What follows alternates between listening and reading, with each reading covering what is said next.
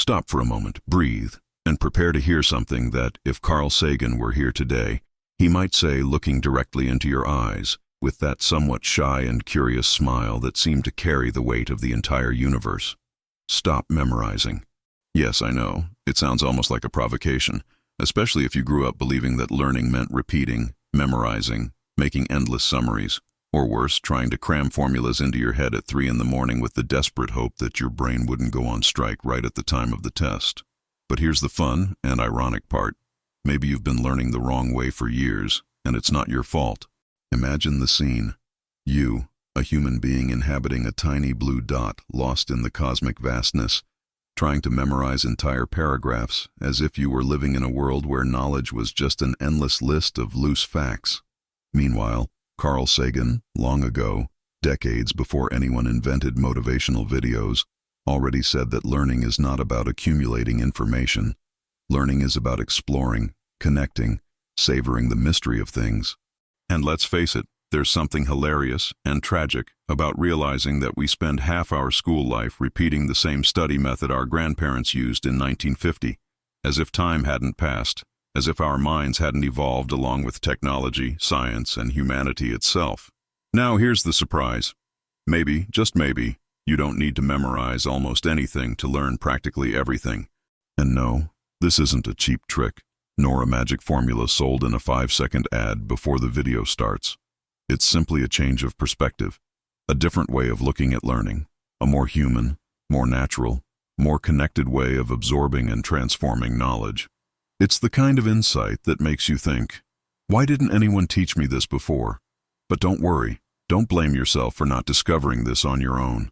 The truth is, we were trained to memorize, not to understand. We were conditioned to repeat, not to question. We were educated to obey the content, not to engage with it. And that's exactly where Carl Sagan comes in, not as a distant, unreachable scientist, but as a teacher who always believed that curiosity was the most powerful force in the human mind. Sagan didn't want you to memorize the names of 100 stars. He wanted you to wonder why they shine. He didn't want you to repeat facts like a well-trained parrot. He wanted you to feel the wonder of realizing that everything, absolutely everything, is connected. So imagine you're pressing play on a new way of learning, a new way of seeing knowledge. Imagine this video as an invitation, a portal, a gateway to a deeper understanding of how we think, learn, and evolve. And it all begins with a simple, almost disconcerting statement. Stop memorizing, because when you let go of the weight of blind memorization, you open up space for curiosity, for investigation, for the genuine pleasure of discovery. And suddenly, learning ceases to be a burden and becomes an exploration. It ceases to be an obligation and becomes freedom. It ceases to be a mechanical process and becomes a dialogue with the universe, a dialogue of which you are a part. And look, we're not just talking about learning school subjects, technical content, or complicated concepts. We're talking about learning how to learn. We're talking about training your brain to absorb, process, and transform knowledge in the way it was naturally designed to do so, through interest, emotion, narrative, and connection. It's about returning to the intuitive intelligence we've carried since childhood, when everything was magical, questionable, fascinating.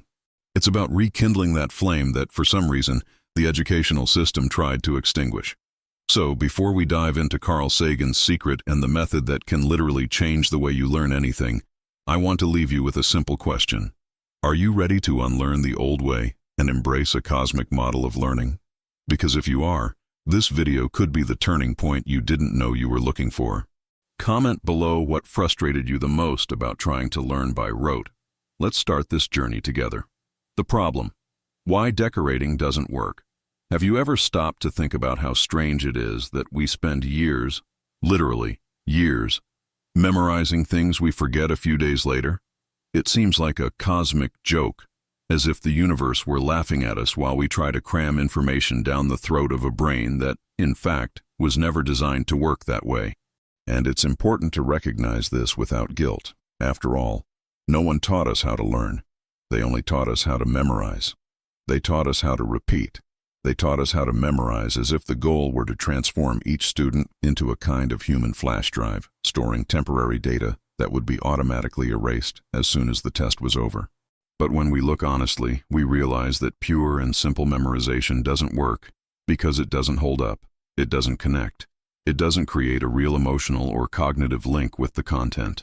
It's like trying to stick wet paper to a dry wall. No matter how hard you press, it falls off. Similarly, trying to memorize something without understanding, without context, and without meaning generates superficial, fragile, slippery knowledge that escapes you precisely when you need it most. The problem begins with the very way memory works. Rote memorization depends on constant repetition. The more you repeat, the longer you remember. However, as soon as this repetition ceases, the content begins to disappear. That's why, after studying a subject for hours, you can forget it in 24 hours if you haven't truly understood it. There are no roots, no structure, no system of connections that allows the information to take hold. Learning based on rote memorization works like a house of cards, beautiful while it stands, but just a breath or a bad night's sleep is enough for it all to collapse. Another problem with memorization is that it doesn't stimulate creativity. It doesn't encourage reasoning. It doesn't invite exploration. It turns learning into a robotic, automatic, almost inhuman task. And human beings aren't born to be robots. We are born to question, to observe, to test hypotheses, to look at something and ask why, and then what if. When we limit ourselves to memorizing, we kill that natural flame of curiosity. Learning becomes a monotonous, tiring, and lifeless process. It's no surprise that so many people abandon studies, courses, and projects, not for lack of intelligence, but for lack of method, or better said, for an excess of the wrong method. And here's another important factor. When you memorize without understanding, you can't apply it. This creates the feeling that you know far less than you actually need to know. You might even remember the formula, but you don't know when to use it. You remember the concept, but you don't understand the context. You know the definition, but you can't explain it in your own words. This is the clearest indicator that the information hasn't become knowledge. It passed through you, but it didn't stay. Furthermore, memorization generates anxiety. This is because it puts enormous pressure on the student's mind. You feel compelled to memorize everything, as if any forgetting were a personal failure.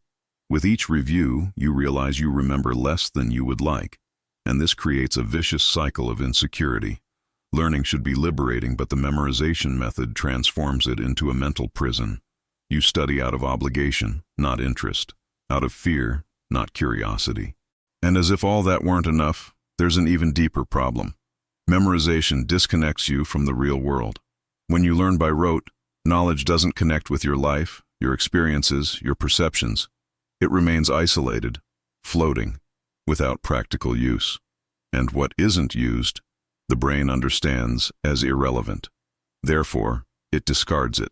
The truth is that the brain doesn't want to memorize. It wants to understand. It wants to create mental maps, relationships, meanings. That's how it works. That's how it survives.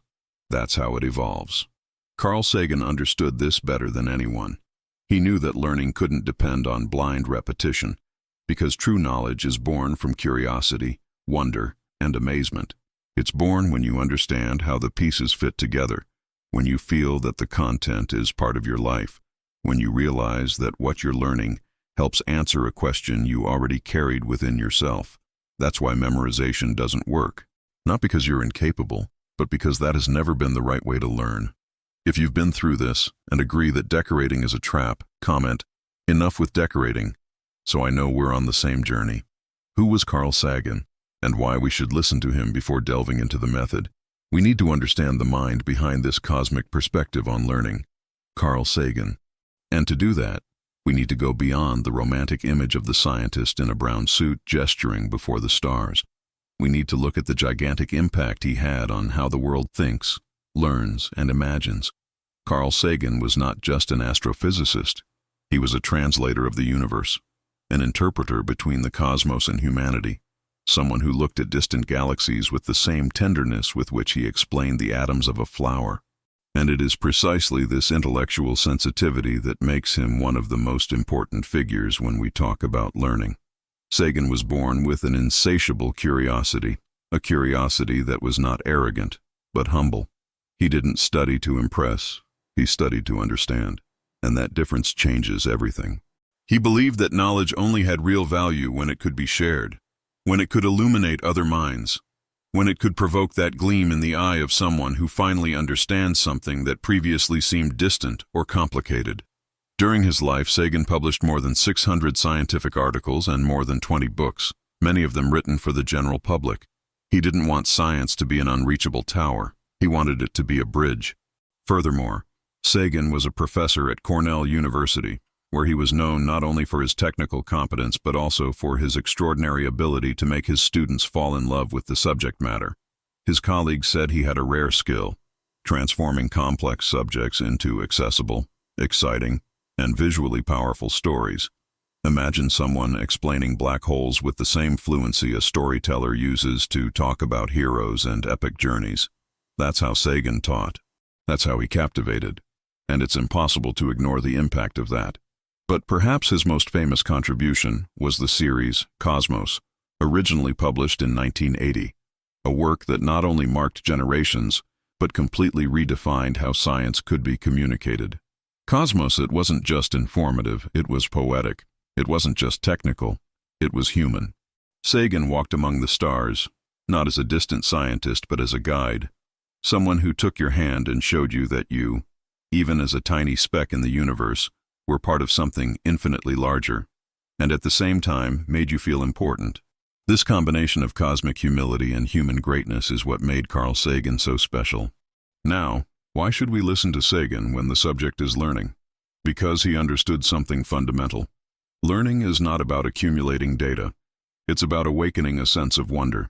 He understood that the human brain learns best when it is curious, when it is emotionally involved, when it feels like an active part of the process. Sagan didn't teach to be admired. He taught so that people would marvel at knowledge. He built bridges between the unknown and the familiar. He connected feelings to facts, metaphors to theories, humanity to science. Furthermore, Sagan was deeply critical of the traditional form of education. He believed that the education system made a great mistake in trying to transform students into repeating machines. For him, learning was an act of intellectual freedom, an exercise of imagination, a permanent conversation with mystery. Sagan said that the universe is comprehensible, and that this understanding should inspire us, not tire us. It should move us, not oppress us. For him, each new discovery was a celebration. Another reason to listen to Sagan lies in the integrity of his thought. He didn't just talk about science. He defended science as a democratic value, as a tool to combat dogma, manipulation, and ignorance. He believed in the power of critical thinking. He believed in the importance of questioning. He believed that doubt was healthier than blind certainty. And this principle is essential in any true learning process. Because learning is not accepting, it's investigating. It's not memorizing, it's transforming. Sagan also understood the role of imagination. While many saw imagination as the enemy of science, Sagan saw it as its ally. He said that before there is a theory, there is a question. Before the question, there is curiosity. And before curiosity, there is imagination. Learning, therefore, is a creative act. And no one embodied this better than he did.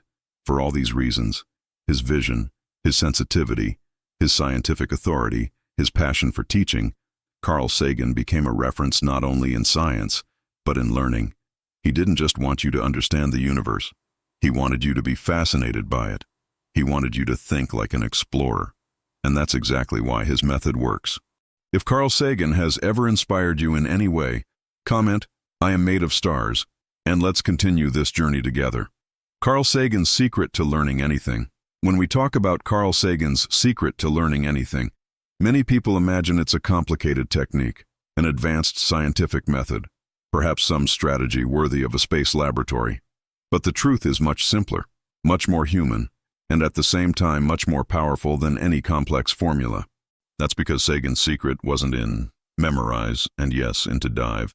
He believed that all knowledge begins with a spark, with an honest question, with a curiosity that leads to another, and then another. And so it continues, like an infinite spiral that takes you deeper and deeper. For Sagan, learning was a natural, almost inevitable process when you allowed yourself to be truly curious. The central secret can be summed up in one sentence. Sagan learned not to repeat, but to explain. And this small change changes everything. When you study to repeat, you worry about memorizing words, sentences, definitions. When you study to explain, you seek meaning, logic, clarity. A student who memorizes tries not to forget. Someone who learns to explain tries to understand. And the brain works completely differently in these two modes. Sagan understood this intuitively. That's why he read, studied, analyzed, and above all, asked questions. He asked questions about everything. Why does this happen? Where does this come from? What is the mechanism behind it? How does this connect with that? What happens if we change this variable? This habit of transforming everything into questions is the starting point of his method. But Sagan's secret doesn't end there. He knew that isolated information does not create understanding. Therefore, his second principle was connecting ideas. He viewed knowledge as a web, not a collection of separate drawers, but a living organism in which each part supports the other. When learning about astronomy, he connected it to biology. When learning about chemistry, he connected it to history. When learning about physics, he connected it to philosophy. Sagan didn't study subjects. He studied the universe as a whole. And this made any concept more solid, more intuitive, more memorable. When you connect things, learning ceases to be superficial and becomes structural. The third element of their secret was the metaphor. Sagan transformed abstract concepts into concrete images. He compared black holes to cosmic drains. He compared the history of humanity to the last pages of a calendar. He compared the Big Bang to the instant a light comes on in a dark room. These images were not just beautiful, they were cognitive tools. The brain thinks in images, not in cold numbers and loose equations. By transforming complex ideas into visual narratives, Sagan facilitated not only his own learning, but the learning of millions of people around the world. Another essential aspect of his method was the emotion. Sagan knew that the human brain remembers what excites it. He knew that fascination is a form of cognitive glue, that which awakens wonder sticks. Therefore, when studying any subject, he sought the element of wonder, the detail that made knowledge pulsate, the beauty hidden behind the concept. He said that science is not just a body of knowledge, but a way of being moved by reality. When you connect content to emotion, you no longer need to memorize. The brain itself takes care of storing it. The fifth point of Sagan's method was ability to teach from the beginning. This may seem strange, but it's true. Sagan studied while already imagining how he would explain it to someone. It's the Feynman effect, but long before it became popular. When you try to explain something in your own words, you immediately realize the parts you didn't understand correctly. Explaining is the ultimate test of comprehension. Sagan constantly trained this muscle. He transformed each learning experience into dialogue, into conversation, into exchange, and that solidified everything. Finally, Sagan's secret was epistemological humility, the awareness that there is always something to learn. There is always a deeper layer. There is always a new question lurking. He said that ignorance is not a failure, but an invitation. Those who learn with this mindset never get stuck, never give up. You never feel stupid. On the contrary, you feel part of an intellectual adventure. Ultimately, Carl Sagan's secret is simple, yet transformative. Learning is not about memorizing. It's about investigating, connecting, imagining, feeling emotion, and explaining. When you embrace this process, knowledge ceases to be a burden and becomes a pleasure. It stops being an obligation and becomes a discovery. If this insight opened your mind, comment below. I want to learn like Sagan. How does this technique work in practice? Now that you understand Carl Sagan's secret to learning anything, it's time to put that philosophy into practice, to take the theory and apply it to your daily life, to transform curiosity into method. After all, it's not enough to admire how Sagan viewed knowledge. You have to live it too. And to do that, we'll explore how to apply this approach to real, simple, everyday situations. Situations that anyone faces, from students to professionals, from curious individuals to self-taught learners. Let's start with a classic, that feeling of being faced with difficult content.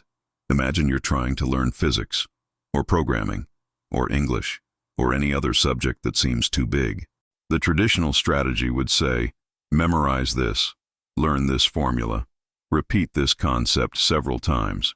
But Sagan would do the opposite. He would start with a question. Not a technical question, but a genuine question. What does this really mean? This question acts as a beacon. It forces you to look at the content not as a pile of information, but as a phenomenon you can investigate. For example, if you're studying physics and you come across the formula for gravity, instead of trying to memorize it, do as Sagan did. Ask yourself, why do objects attract each other? Why does this formula exist? What everyday phenomena does it explain? When you do this, the concept ceases to be abstract. It takes on a form. It gains history. It gains a connection to your real life. The formula, which previously seemed like just a code, becomes a logical conclusion. And what you understand, you don't forget. Another practical example, learning English. Many people try to memorize lists and more lists of words, as if they were trying to store vocabulary in a mental drawer. But memorizing isolated words doesn't work. Sagan, if he were learning English, would do what he always did: connect. He would learn words in context, words within real sentences, words within stories. He would seek the emotional meaning of each expression, because the brain loves context, images, emotion. Apple is not just a word. It's the image of an apple, the smell, the texture, the scene of someone biting into it. When you learn with narrative, the word sticks naturally. Now imagine you're studying history. Instead of memorizing dates, try doing what Sagan would do. Understand the plot, the characters, the conflicts, the causes, and the consequences. Transform historical events into epic stories. Ask, why did this happen this way? Who were these people? How did this influence the world I know today? This curiosity generates deep understanding, and when you understand the logic behind the story, dates cease to be loose numbers. They become natural chapters in a narrative that makes sense. And the same applies to any field. In biology, connect processes to your daily life. In mathematics, seek the intuition behind the calculation. In programming, understand the purpose of the code before trying to remember its commands. Sagan always started with, why never bias, and that changes everything. Another essential point of Sagan's practice is transforming what you've learned into explanation. The famous technique of learning by teaching works because, when trying to explain something, you immediately reveal your own gaps in understanding. Sagan did this naturally. He studied by imagining how he would explain it to a vast, diverse, curious audience. And you can apply this today, right now. Try explaining the content to someone, to a child, to yourself, or even to a notebook. By explaining, you discover what you understood and what you need to review. It's also crucial to use metaphors and imagery. For example, if you're learning economics, imagine money as water flowing in a river. If you're understanding atoms, visualize tiny spheres dancing. If you're studying programming, imagine blocks fitting together. These images transform the abstract into the concrete, and the concrete is always easier to remember. And of course, we can't forget the emotion. When you're moved by the content, even if it's just a little admiration, your mind opens up to absorb it. That's why Sagan always spoke with a sparkle in his eyes. He knew that knowledge needs to be felt. So, when studying, look for the detail that fascinates you. Look for the hidden beauty. Look for the point that makes you say, wow. That wow fixes the idea in your memory. Ultimately, applying the Sagan method means learning with curiosity, immersing yourself in the content, not just skimming through it, connecting, not memorizing, being captivated, not torturing yourself. Learning ceases to be a struggle and becomes a journey. Comment below, what content would you like to apply this method to next? The learning routine that transforms anyone into a cosmos explorer. Imagine for a moment that learning is not an obligation, it's an invitation. A silent yet powerful invitation that reality itself extends to those willing to see beyond the surface. Carl Sagan knew this. He didn't see learning as an exhausting marathon of rote memorization, but rather as a kind of constant dialogue with the universe. A conversation that deepens, transforms, and returns with new questions. It is precisely this kind of journey that you can build, every day, with a learning routine structured in an intelligent, flexible, and curious way. A routine that not only informs, but expands your consciousness. The essence of this routine begins with a simple yet crucial detail: daily exposure to knowledge, but not just any way. Instead of consuming everything at once, like trying to drink water from a fire hose, Daily learning should be broken down into smaller, consistent doses. Small, yet consistent ones generate more impact than large, occasional bursts. Sagan knew that the mind needs time to mature ideas, revisit them, question them, and connect them with other pieces of the puzzle. This means reserving a sacred space every day, even if it's just 20 minutes, to engage with topics that truly awaken your sense of wonder. The second step in this routine involves a frequently neglected practice: to write, preferably by hand. When you write down what you've learned, you're not just recording it, you're reorganizing, filtering, synthesizing, and solidifying it. Writing is like talking to yourself. It's an act of slow thinking, something the speed of the digital age has stolen from us. Carl Sagan deeply valued this rhythm, this deliberate pause that allows ideas to take shape. By putting your thoughts on paper, you transform knowledge into identity, something that cannot be easily forgotten because it is now part of you. But a Saganian learning routine would not be complete without the central ingredient: the curiosity aroused. This means asking questions, lots of questions, uncomfortable, exaggerated, even seemingly silly questions. With each new piece of content, ask, why does this exist? How does this relate to that? What would happen if it were different? Where did this idea come from? Who benefits from this? Asking questions is like lighting small mental fires, and a brain burning with curiosity learns more than 1,000 memorized pages. One point that is often overlooked, but is fundamental, is the need for mental space for creative leisure. Sagan, despite being highly productive, knew the value of stopping, of observing, of wandering aimlessly, of gazing at the starry sky without the pressure of immediately understanding everything. Learning doesn't only happen during the moment of absorption, it flourishes in the intervals. When you allow your mind to wander, it connects pieces you didn't even know were related. A truly effective routine includes strategic pauses, moments of breathing, and lapses of inspiration. Another important element is the spaced review. This may seem like a technical skill, but it's pure cognitive sensitivity. Reviewing isn't about going back to the beginning, it's about delving deeper. It's about revisiting the same concept with new lenses, new questions, new contexts. Each review is a reunion. Strong memory doesn't come from rote memorization, but from meaningful reunions. When you return to something that truly matters, you're never in the same place. You've evolved, and your understanding evolves too. And to complete this routine, there is what I call Saganian social learning share, what you learn. Not to show off your knowledge, but to hone your understanding.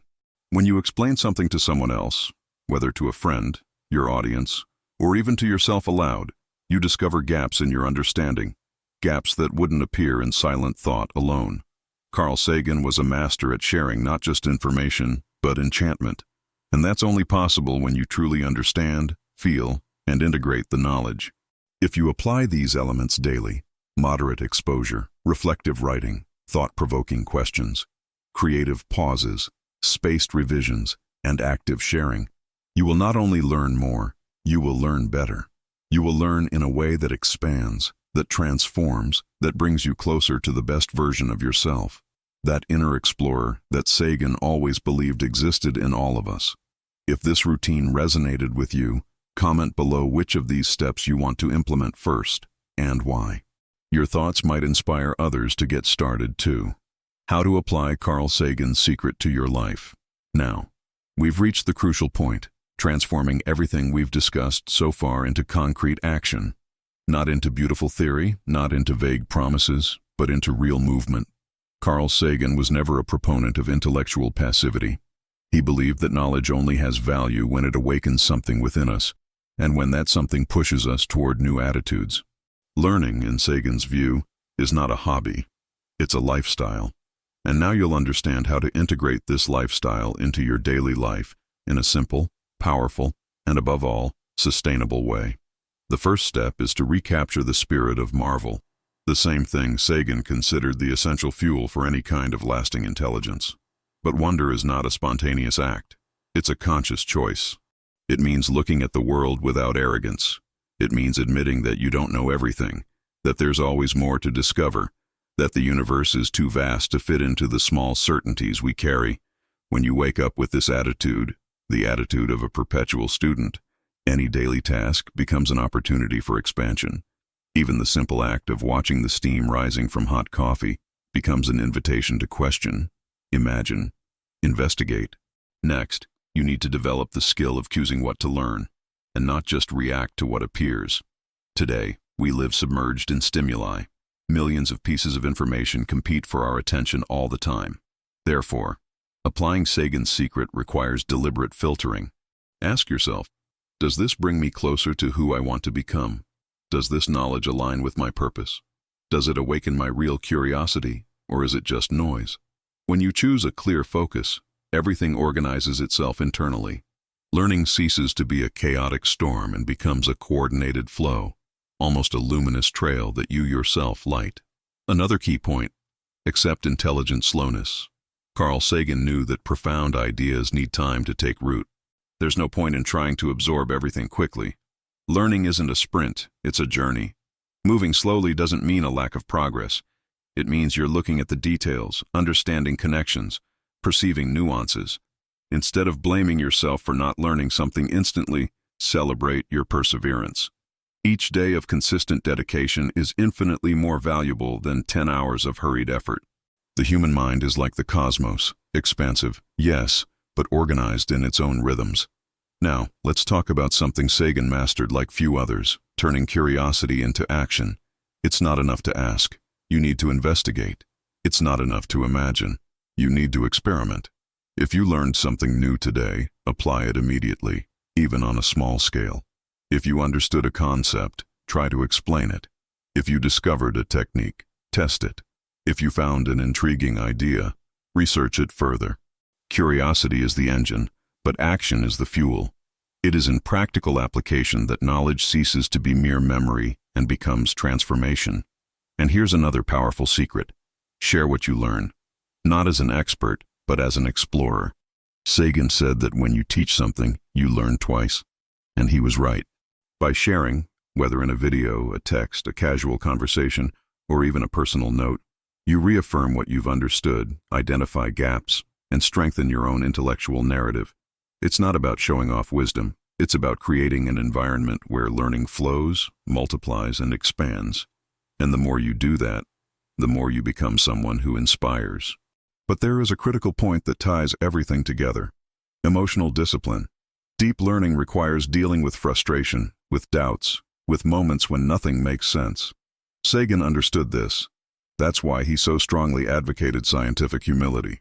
When you accept that making mistakes is part of the process, that revising is part of the process, that questioning is part of the process, you take an enormous weight off your shoulders. Learning ceases to be a judgment and becomes an adventure. And adventures, by definition, have surprises, stumbles, and unexpected discoveries. That's exactly what makes them valuable. Ultimately, the true application of Carl Sagan's secret boils down to a daily choice: not to memorize, but to understand; not to dominate, but to explore; not to accelerate, but to deepen. The universe is too vast to be memorized, but it's perfect for being felt, questioned, and lived. When you adopt this stance, everything changes. Your relationship with studying, with work, with creativity, with life. You stop being a spectator and become a participant. You stop being an accumulator of data and become a seeker of meaning. And that's exactly what Sagan wanted each of us to awaken to. Now that you understand how to apply this secret, the next step is simple. Begin. Not tomorrow, not when you have time, not when everything is organized. Begin now, with what you have, in the way you can, to the extent that makes sense to you. The universe doesn't wait, and your evolution shouldn't wait either. If this video has sparked a new perspective on learning for you, comment below with the phrase, "Today I begin to explore." Let's create a community of cosmic learners together.